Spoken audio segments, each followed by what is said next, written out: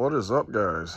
It's been a while since I made a YouTube video, and the last time you saw this car, it had a small block Chevy and a Muncie 4-speed, and it was a complete turd. So I need to make an update video on this machine, but I'll just give you a quick sneak peek to show you what's going on under here. She's considerably different than the last time you saw it. But anyways, we'll get more into that at a different time. But what I did want to show you is I am controlling the engine on this car with a regular old Terminator X. It is not the X Max, it's just the regular Terminator. I have a TKX 5-speed transmission, and I wanted to set up a two-step, and I wanted to activate it and deactivate it based on speed.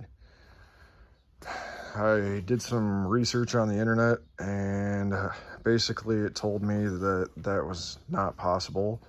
So I got to thinking, and I saw that when Holley came out with the V3 update, they added speedometer control for the regular Terminator with the TKX and the T56, which they use different reluctor rings in the transmission, but it's the same speed sensor.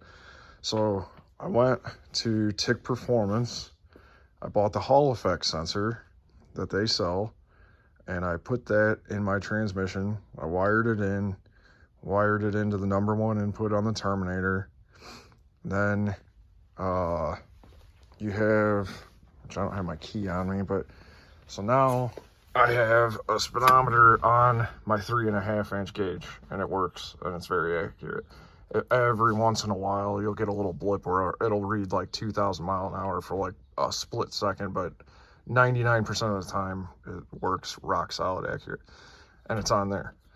So I didn't want to use another input up for my two-step, and I didn't want to have to try to figure out how to mount a switch and try to figure out how to make it adjustable so that I could, make the delay right and everything. I don't know, it was a pain and I didn't want to deal with it. But I watched some other videos where guys were trying to do the same thing that I've done, and I hadn't found anybody that figured it out yet. So what you have to do first is, of course, once you get your speed sensor, you have to go into your inputs and your outputs. You can name it whatever you want, but you can put your speed in here. It's a digital speed frequency. You have to go in and configure everything. Then you go to your pin map. You assign that sensor to an input, wire to ECU, etc. Get all that set up. So then what I did was, instead of using the two-step that they give you in the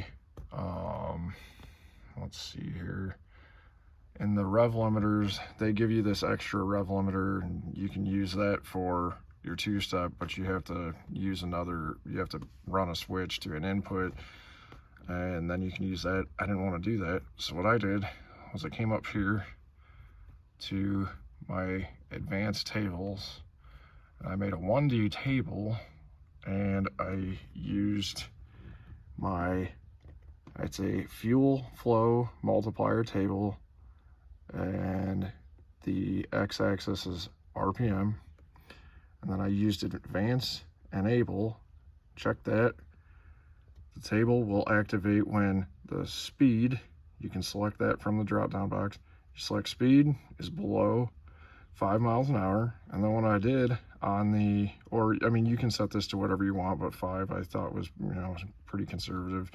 You could make it 1 if you wanted to, but I just figured I'd give it a little bit of a cushion, and 5 seems to work pretty well. So then you come down here, and you can make these boxes at the bottom any value you want, and none of them really matter a whole lot except for where you want your your two-step to be.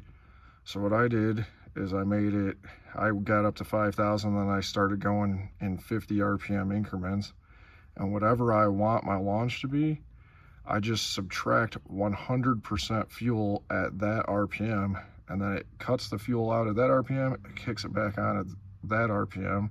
So right now, my 2 steps at 5100. So it bangs between 50-50 and 5100, and I just, from whatever RPM I want my 2-step to be and above, I just drag all the way across the top. I put in minus 100% fuel, and then I leave all the other ones normal, and it only works below 5 miles an hour. So once you're moving, it doesn't rev limit during your shifts, and you don't have to worry about running a switch. You don't have to deal with anything. And then this does not, it doesn't really build boost because I'm not doing anything with the timing. It's just strictly a fuel cut rev limit 2-step. But if you wanted to build boost, you could make another table, but currently I am using all of my 1D tables. So I may play with, I'm not using any of the 2D tables. So I may play with a 2D table and see if I can make a, I might just make a timing table in here, and then also activate by speed, and then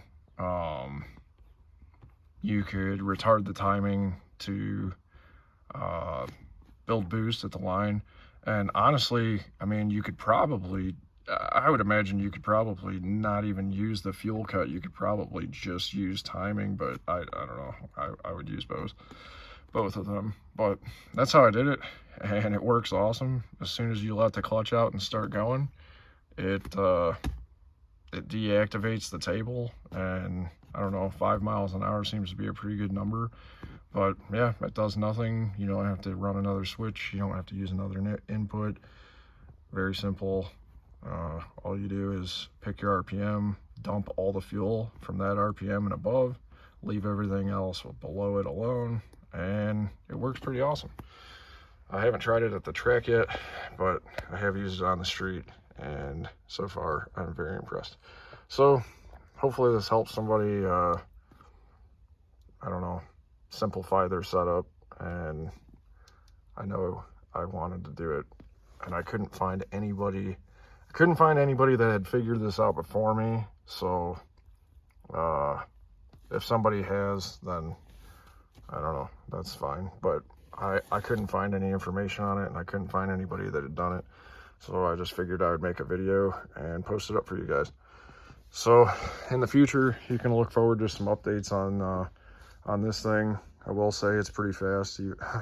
Even on, I've made 4 passes with it, and on 12 pounds of boost, it's been into the 10s already. So, of course, not on these tires.